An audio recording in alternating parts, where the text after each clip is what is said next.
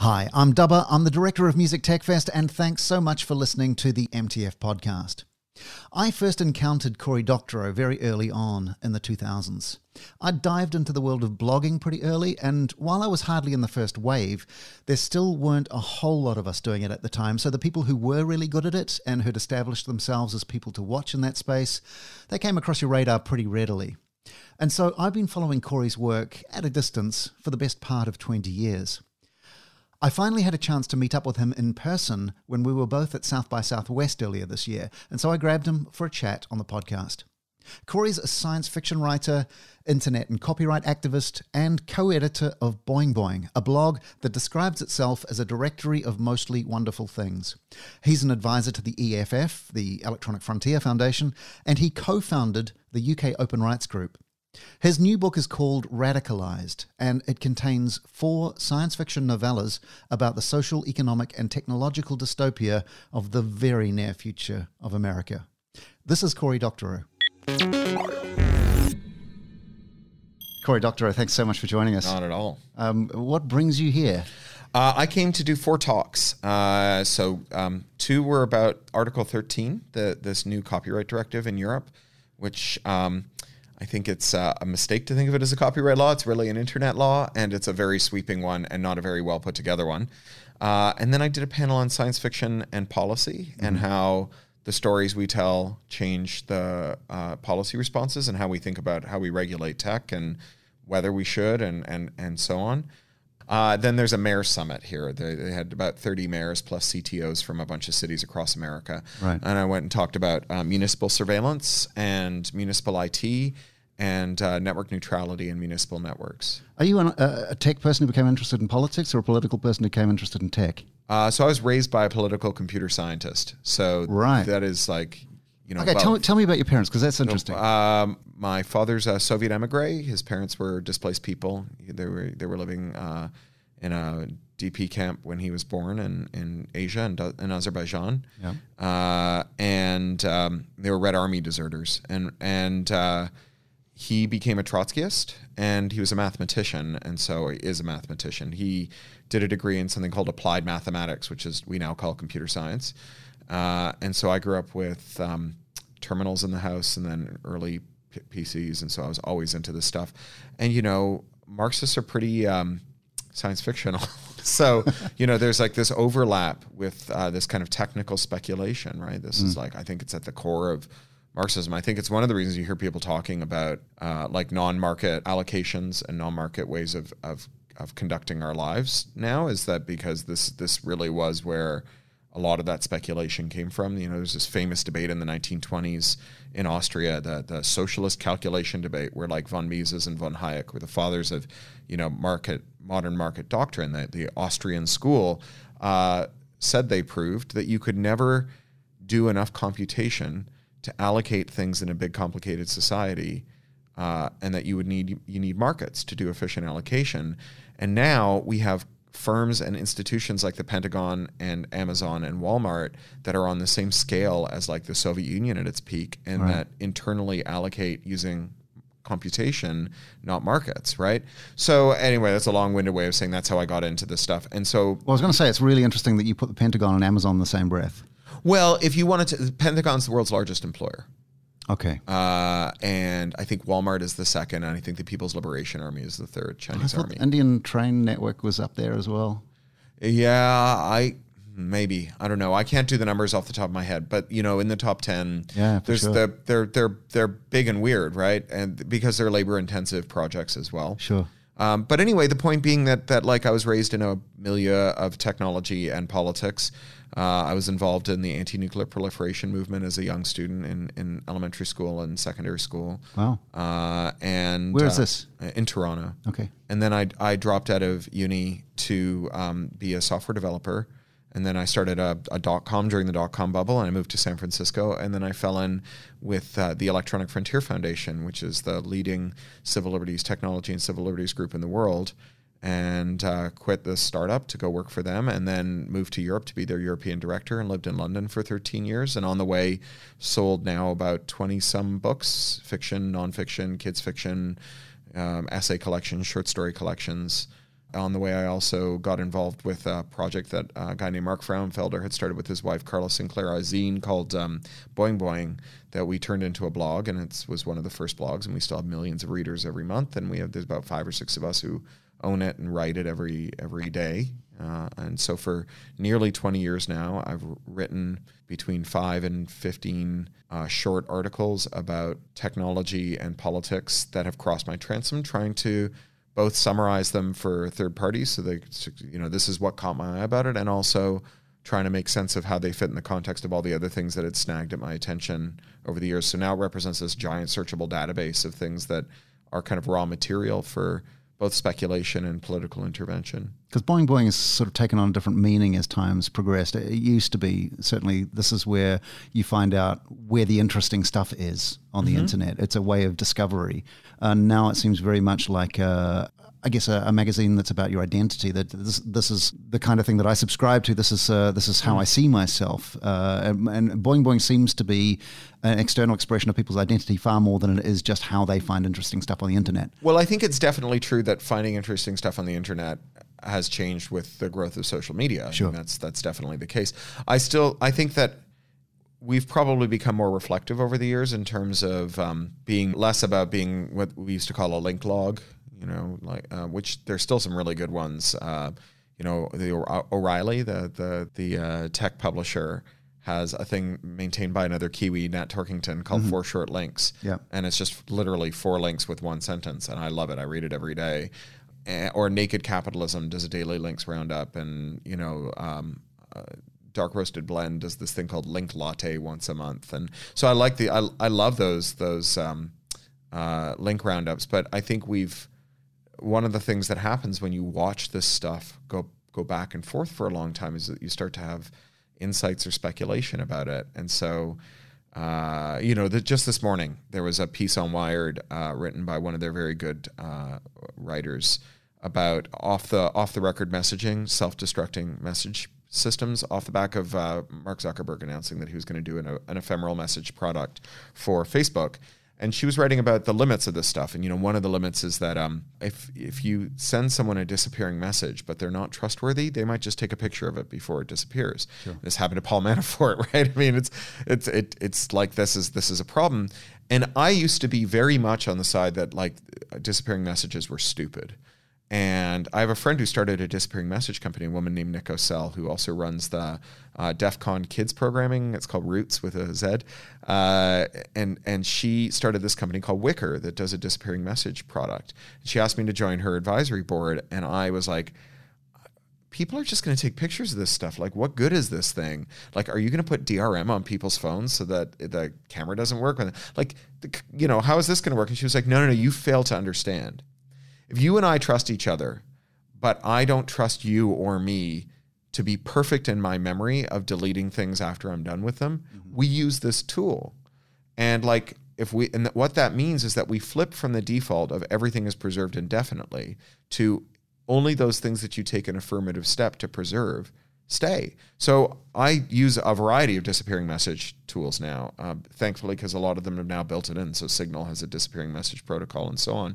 And I screenshot that stuff all the time. That's how I save it, right? I have folders full of stuff I've copied out of disappearing message protocols, not non-consensually, right? Yeah. It's important, right? This was the information I needed to save. And so, but it's not the default now that it's that's permanent. not the default. Yeah. And one of the things that I've learned over the years of watching Boing Boing, covering information security and covering breaches and so on, is that although you can't use automation to improve trust, you can use automation to improve compliance with things that people want to do. So there's a huge one. Actually, if on my tombstone, I hope they write something about adversarial computing, because it's this poorly understood discipline that is when a system is designed to treat the person who uses it as their enemy, a whole bunch of terrible things happen. And there are non-adversarial compliance systems, like a thing that reminds you to take a pill you want to take is non-adversarial, right? Your alarm clock is non-adversarial. I'm not sure I'd agree with that. Well, or a good example here, Doug Rushkoff wrote this article about going to a conference of investors, and there was a track talking about the end of the world, and they called it The Event.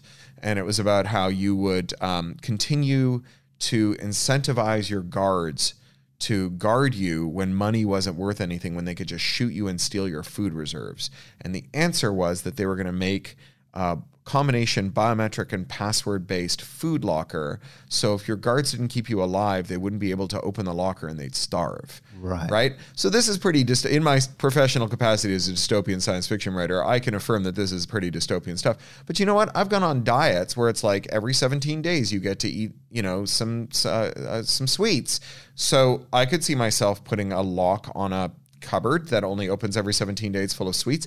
Literally the same technology. And the only difference is the locus of control. It's whether the lock is adverse to my interest or in my interest. And so, this is this theme that I actually chase down a lot on Boing Boing.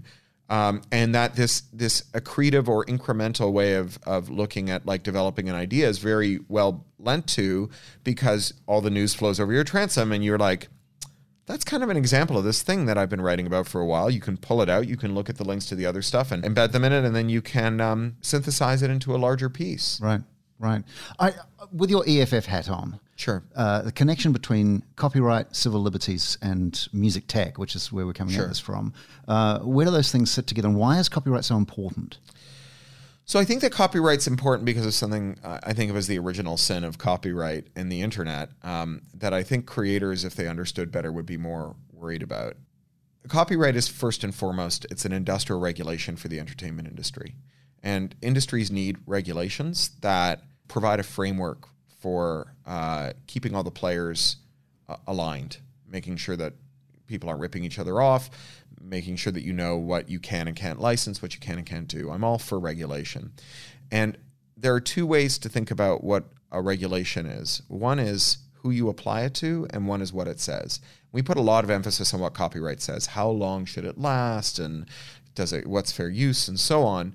But we take it for granted that the thing that we've used to decide whether or not a copyright applies to you continues to be fit for purpose in the 21st century. That's where I think the problem is, because the test to see whether or not you are doing something that should be considered under copyright is, are you making or handling works, copies of creative works?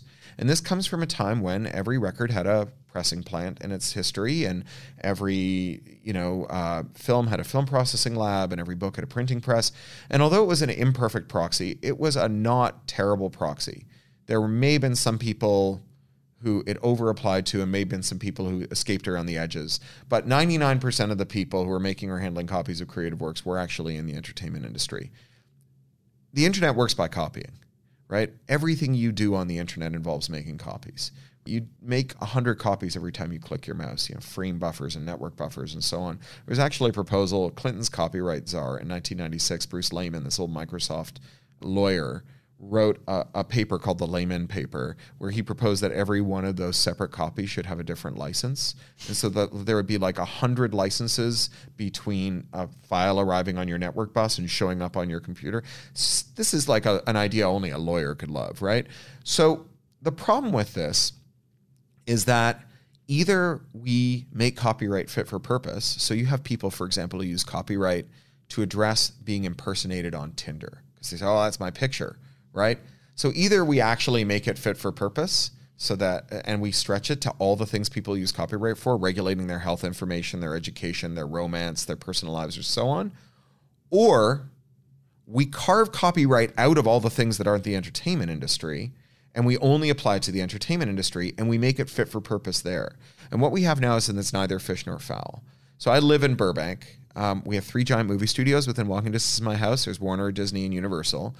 And Warner licensed a package of rights to Universal to build the Harry Potter theme park, which is also walking distance from my house. Super cool. Used to work for Disney Imagineering. I like theme parks a lot. That is a great theme park. Copyright was clearly a fit vehicle for negotiating the copyright part of that deal. Yeah. I live on a block full of 12-year-olds writing Harry Potter fan fiction. If we make copyright simple enough for those 12-year-olds to abide by, it will no longer be usable. Like, it'll be so simplified that those lawyers won't be able to use it. Or if we continue to keep it so complex that these lawyers can continue to use it, then all the 12-year-olds are criminals and also are being taught that copyright is an incoherent nonsense that they shouldn't pay attention to and should seek to avoid. And so I think that like copyright is a great set of tools or could be a great set of tools for regulating my relations with my publisher. I just don't think it's like a great set of tools for regulating my relations with my audience. And we keep seeing that over and over again, mixtapes and, like home taping is killing music and all of these things that are just not fit for purpose. They give creators the wrong intuition. They put us on the wrong side with their audiences. So that's the artistic side. The civil liberties side is that when we treat personal communications as a fit subject for copyright enforcement, then we put public discourse in the path of copyright enforcement. So in the European Union, they're considering this copyright directive. Maybe by this time this comes out, we'll know whether or not they've passed it. It's being voted March the 25th. And the directive has this thing called Article 13. And it moves us from a posture of what's called notice and takedown, which your listeners are probably familiar with. If someone posts your copyright, you write to the platform and say, that belongs to me, and they have to take it down. And I understand why notice and takedown isn't well favored among rights holders. It's a burden to have to go and take that down. Mm-hmm. And they say, well, if you're a cable operator, you have an affirmative duty to check the copyrights of everything that goes on your cable network. And you have to get this chain of errors and omissions insurance, and they do their due diligence and so on. Why should Comcast have to do that for their Comcast channels, but not for their ISP business? Right. But the other side of that, the speech side of this, and speech is one of the foundational civil liberties, is if I walk into a cinema, I can't point at the screen and say that infringes my copyright and expect the projector to take the movie off, right? I have to go and get a court order. And so there is a bit of give and take in notice and take down. Right. We have eliminated the safeguards that make due process for limits on speech, and we have imposed a duty. We've shifted a duty from conduits to rights holders to police speech. Little of this, little of that. Plenty of room for abuse. Right. What Article 13 does is it shifts it so that now platforms have to affirmatively police everything that their users post. So you have hundreds of millions of tweets and Facebook updates and Instagram posts. And originally what they said is you have to buy or build filters like the one that YouTube uses, Content ID. And we know that Content ID is full of problems for speech. The King of Thailand uploads video of the police beating up protesters and says, this is my copyright. If anyone tries to upload this, block it, right? And so they, or police do this with police body cam footage. Or you have trolls who do it, who claim copyright before the artist uploads their work. They upload the artist's work and they monetize it. And then they trust in the fact that Google, who are adjudicating millions of copyright claims every day, will take so long to get around to the artist's copyright, especially if it's an indie artist who doesn't have a label, who can call a lawyer at Google and has to rely on these frontline processes, that they can just take the money and run. And so that was the original proposal. We pointed out that this would be a terrible idea, both because of speech and because of competition. Mm-hmm. There's 5 big US companies that can afford to build these filters. It's about $100 million that Google spent on Content ID so far, right? If you impose that duty on European platforms, all the European companies disappear. And if we think that Google is greedy and hard to negotiate with when it has to compete with all these small guys around the periphery, give them 10 years with no competition and see where we land, right?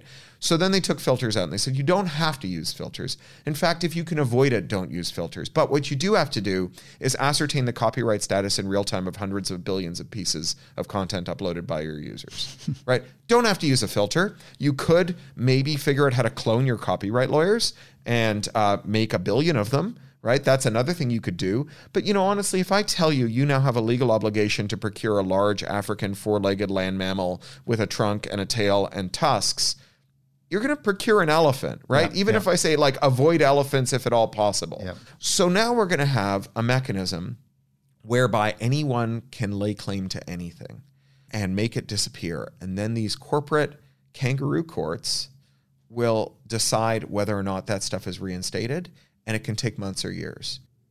This is an enormous nexus with civil liberties. And it's also not going to be great for artists. The response you'll get from some people will obviously be, yeah, but blockchain solves everything. Well, I'm reminded of the fact that 90% of all conversations related to blockchain are non-consensual. I don't see how blockchain solves any of that stuff, right? Blockchain has all those problems and then some because false claims of copyright are now uneradicable, right? Blockchain allows you to permanently log what people say, but it's back to adversarial and non-adversarial uses. It doesn't help you adjudicate whether they're telling the truth, right? Leaving aside whether or not like the security economics of distributed ledgers and the 51% attack are a thing we should worry about, which is like if one person has 51% of the computation, they can rewrite the ledger, which, you know, we tend to like view that through this very narrow lens of what there's like X dollars worth of stuff in the blockchain and it would cost X plus $1 to own 51% of the computers. So no one rational would do it.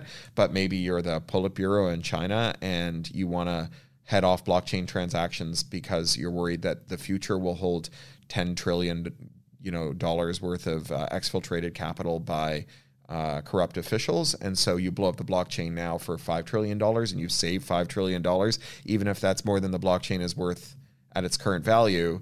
But leaving aside all the security economics problems, if I falsely lay claim to your copyright, you now have to figure out how to correct this distributed, uneradicable, unalterable ledger. That doesn't make life easier for you. At least like if you sue Google to correct the record about who owns your copyrights, a court can order them to do that. A court can't order 51% of the computers calculating the blockchain to correct a record. Sure. I have to ask this. In technology, society, culture, what are you optimistic about? So I am a science fiction writer, and optimism is a form of prediction, right? Like, do you think the future will be better or worse? So it's pessimism. And the one thing I'm absolutely sure of is that science fiction writers have no business predicting the future, and probably no one does. But we're like Texas marksmen. Like, we fire a shotgun into the side of the barn and then go draw the target around the place where the pellets went in. Science fiction's made a lot of predictions. If none of them had come true, that would be really remarkable. But our track record underperforms random chance. We're like hedge fund managers. Don't believe anything we say. And moreover, as an activist, I think prediction is terrible, right? Because prediction implies that human action doesn't change the future. Prediction implies that the future arrives whether or not you it's take something a that hand happens in it. to you. Yeah. So I believe in hope. Hope is the idea that if you materially improve your circumstances, that even though you can't plot a course from A to Z now, that having taken one step up the gradient towards a better future, you may find new terrain revealed that allows you to take yet another step higher, right? And, in computer science, we call that hill climbing. It's how we traverse complex terrain, computational terrain. And so I'm hopeful. Right? So my question then is, what are you hopeful about? So for me, the question is the same as what change could we make today that might let us make more change tomorrow? So I'm hopeful about the burgeoning sense that technology questions count beyond the narrow focus of whoever is raising them. You have people who are like, the most salient thing about the computer is that it's an entertainment medium, or other people who say, well, it's that it distributes pornography, or that it recruits jihadi fighters to fight for ISIS. The reality is that the internet is the, nervous system of our species, and it's a planetary scale, and it wires us together. And when you distort it or when you disrupt it, the decision redounds through every domain of human endeavor. And that gravitas, that caution, is starting to appear in our public debates. It's really, really hopeful. I'm also hopeful of the fact that competition has started to move into our discussion about this stuff. And moreover, the competition debate is not buying big tech's self-serving narrative about big tech. So one of the things that tech really wants you to believe is that it's different. There are things about tech that are different. This universality is different. But, Google wants you to believe that someone came down off a mountain with two stone tablets that said, stop rotating your log files and start mining them for actionable intelligence. And that there's like no way we could build a search engine that didn't spy on you. Google made a conscious choice, right? And there are other choices we could make. I'm reading Shoshana Zuboff's Age of Surveillance Capitalism right now, and she's very casual about monopolies. She says the problem isn't monopolies. It's that big tech has invented a mind control ray that they can use like A/B testing and Skinnerian behavior modification to make you do things without you knowing it. They've taken away our free will. And I'm like, I don't know why we would distrust everything in big tech sales literature except for their marketing claims about how effective their technology is. Like, I worked in marketing for a while. I know that marketing people are really good at selling to one group of people who buy marketing, right? The actual conversion rate on marketing is really low. You know, like, if we want to know how Google shapes our behavior, it's by being the only search engine anyone uses and deciding what goes on the front page. But that's not mind control. You know, that's just like, that's a very cheap trick if it's a mentalist act. That's like the mentalists who have hidden cameras that watch, you know, what people write down on the card when they say, you know, think of a word and write it down on the card. You know, it's a bit of technological virtuosity, but it's not mind reading, right? So I think that, like, big tech wants you to think the reason that their sector is concentrated is because first mover advantage and network effects and globalism are what count. And I think it's that the Apple II Plus came out the year we elected Ronald Reagan, and he promptly dismantled antitrust enforcement, right? Like, if it was first mover advantage and network effects, we'd all be searching Alta Vista with our Cray supercomputers, right? Like one of the things that we know about tech is that you can accumulate a technology debt, right? Like, if you are married to a certain approach in technology, when the technology changes, you have this huge institutional crisis in convincing the people who work in your firm to stop making supercomputers and start making mini computers and stop making mini computers and start making PCs. These are like huge problems that firms wrestle with, and being a first mover sucks. And network effects are great, but you live and die by the sword. If your network doubles in value every time someone joins it, then it halves in value every time someone leaves it, which is how MySpace can be on top of the world one day and on the trash heap the next day with Rupert Murdoch sitting on top of it with his thumb up his ass. Is this the safety net for something like Facebook having all this power? Is it the fact that there is a fragility built into these things? No, because this is where monopolies matter. Right. So Facebook lost 17 million 12 to 34-year-olds in 2017, up from 9 million, I think, in 2016. They are hemorrhaging users to Instagram. Right, which they own. Right. And do you know one of the things that Reagan did away with? The idea that firms can grow by buying their competitors, right? If we still had 1980-style antitrust enforcement, Instagram would be a separate company. All right. Right? So tech is not different. Antitrust is different. And that's why we have market concentration in tech, and we have market concentration in petroleum and energy and shipping and water supply. And there was an article this morning in the LA Times about Luxottica or something. They're an Italian company. They own every eyewear brand you've ever heard of and every high street optical store. And they started by buying Sunglasses Hut. And then they took every eyewear brand that wouldn't cut wholesale prices to them, and they stopped selling them in Sunglass Hut until the companies lost so much share value that they could buy them. So this is how they acquired Oakley and a whole bunch of other brands. And then they bought LensCrafters. They did it to LensCrafters, right? And now they own LensCrafters. Then they bought the largest lab in the world, so they own the largest lab. And then they bought the largest eye insurer in the world, optical insurer in the world. Yep. Now they own them too. And the markups relative to before they acquired this vertical and horizontal monopoly are 1,000%, right? So, like, you know, this is the exact same thing that's happened with Facebook and Google, right? Other than being outraged and be overwhelmed by the extent to which this is happening, what can we do at an individual level that isn't... I mean, somebody like you, who you are a crusader, you're if I'm not that, if I'm somebody who sits in a bedroom and makes electronic music, but this is important to me and I understand it's important to me, what can I do? So, going from the least engaged to the most engaged, there are a number of nonprofits around the world. I work for one of them, the Electronic Frontier Foundation. They don't pay me. I get paid. I'm an MIT Media Lab affiliate, and that pays my work there. So I don't benefit if you give them money, but I really believe in them, and I'm a donor to them. And when I started working for EFF 15 years ago, more than 15 years ago, we were almost the only one. There were 3 or 4 different groups like this.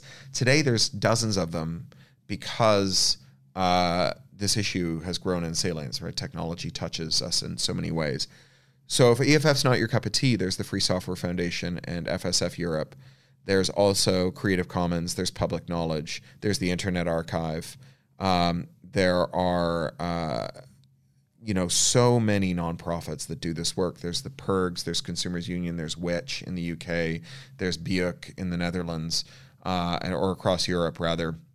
All these different groups, Netzpolitik in Germany, Quadrature du Net in France, Digital Rights Ireland, and so on and so on. You can just write them a check, right? Or send them some money, or you can just join the mailing list. Which again, like, who reads mailing lists? But what you can pay attention to is not the here's what's new in digital rights this week, but the blast that you get that says, hey, person who we know is in this congressperson's constituency or this country, your voice right now matters because someone who depends on you for their vote really needs to hear from you, right? So that's like super low engagement, right? Write a check, send the occasional email, make a phone call to your member of parliament or whatever.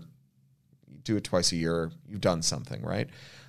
At a higher gradient, have a conversation about this stuff with two techie people right? There's this like stupid thing that people say where it's like, well, my mom will never understand this, which is like horrible about women in computing and moms, right? Because for one thing, like, moms are the people that no one designs technology for. And so every mom who's using technology has overcome that baseline hurdle that they've had to figure out how to repurpose something that never figured out how they were going to use it and make it work. So they're all friggin' ninjas, right? Yeah. It's like a technology so easy your boss can use it maybe, but like, there's so much low-hanging fruit. There's so many people who are really technical and who have their head down, and as you say, they're making EDM in their bedroom. They are the people who are primed to understand this stuff. Have this conversation with them. Get them thinking about it. Ask them to join their mailing list. Do it to two people, and then go back to them a week later and ask them if they've given it any thought. And if they say, yeah, this really matters to me, ask them to go have this conversation with two people.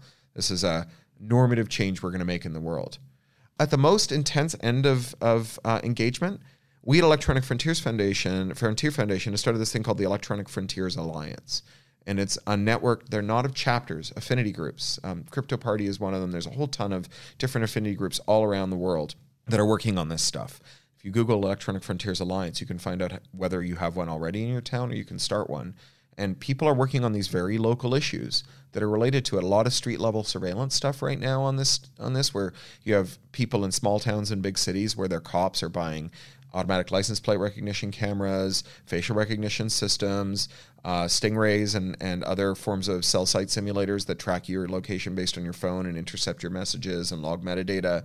And they're getting involved through local affinity groups, showing up at town meetings and just kicking ass, right? So that's the maximum level.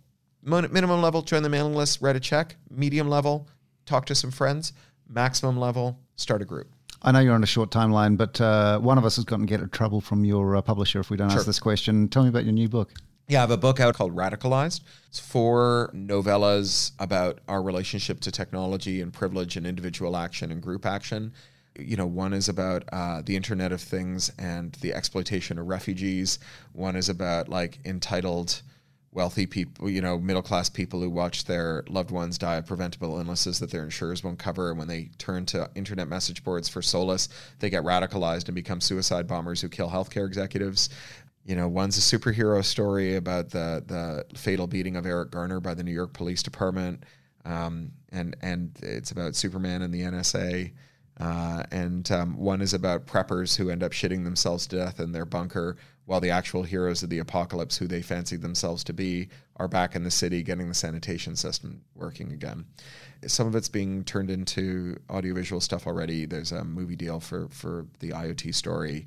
The audiobooks are great. Will Wheaton reads one of them. He's one of my best readers. He's read a whole ton of my fiction for audio. So, yeah. Congratulations. Radicalized. Thank you. Cory Doctorow, it's such a pleasure to have you on the show. Oh, it's my pleasure. Thank you. Author, activist, and blogger Cory Doctorow. And that's the MTF podcast. Like Cory said, one thing you can do is tell 2 people. And while you're doing that, maybe you could mention this podcast to them as well. Have a great week, and we'll talk soon. Cheers.